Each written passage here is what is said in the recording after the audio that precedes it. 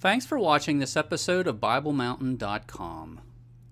This is the fourth episode in the series that I am calling the Bible Mountain Parables.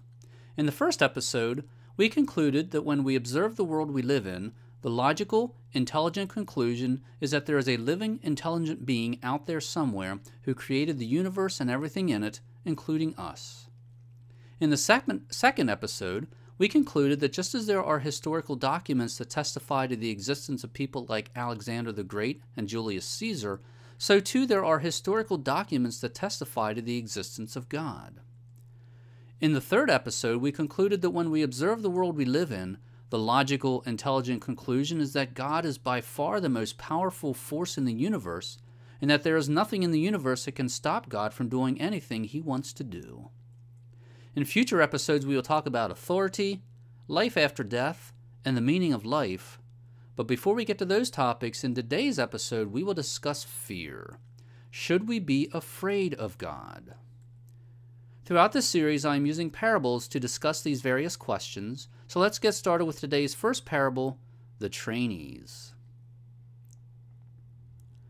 Once upon a time, a professor did some research on how companies conduct new employee orientation. First, the professor observed orientation for apprentice electricians.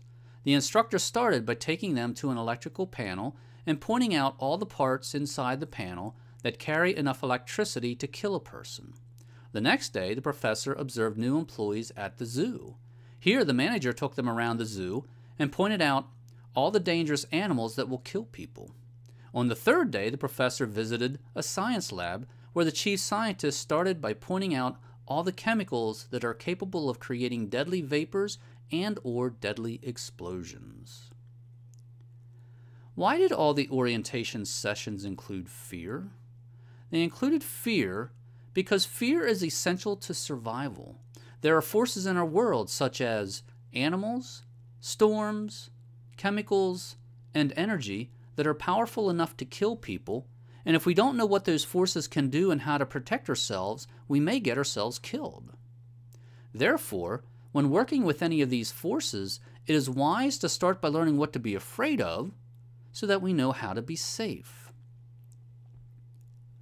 Now let's think about God. God is the most powerful force in the universe. He is far more powerful than any animal, storm, chemical, or energy.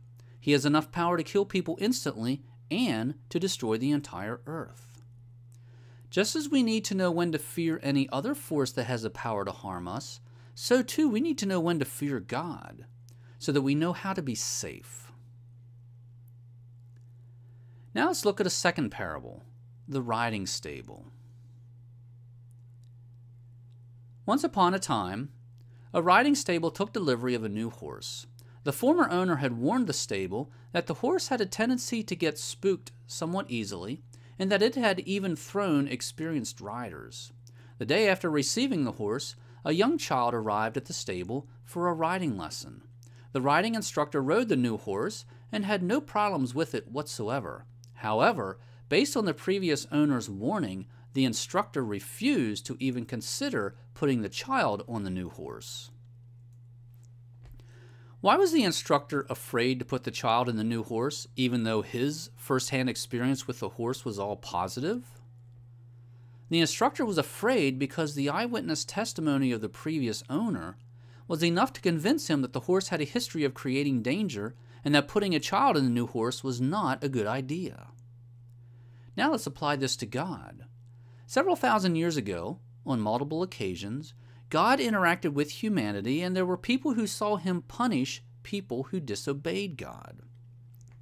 Some of these eyewitnesses wrote down their observations, and their writings have been preserved for us down to this very day.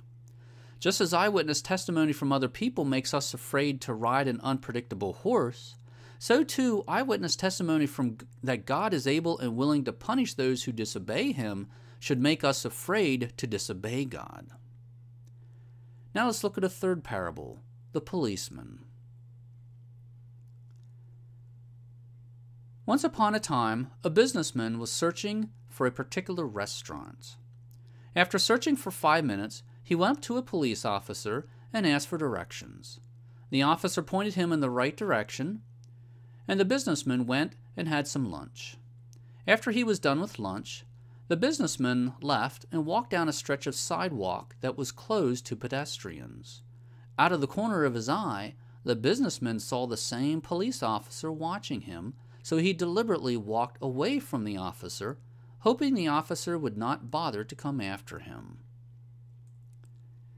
The first time the businessman saw the police officer, he had no fear and he went to him and asked for help. However, the second time he saw the officer, he was afraid of him and went the other way. Why? Well, before lunch, the businessman was innocent. He needed help, and the officer was more than happy to provide help. However, after lunch, the businessman was breaking the law, and he was afraid that the officer would do his job and enforce the law. A relationship with God works the same way. God loves us, and He is able and willing to help and guide us. However, God has also given us rules we need to obey, and we should be afraid to disobey His rules because He is willing and able to enforce His rules.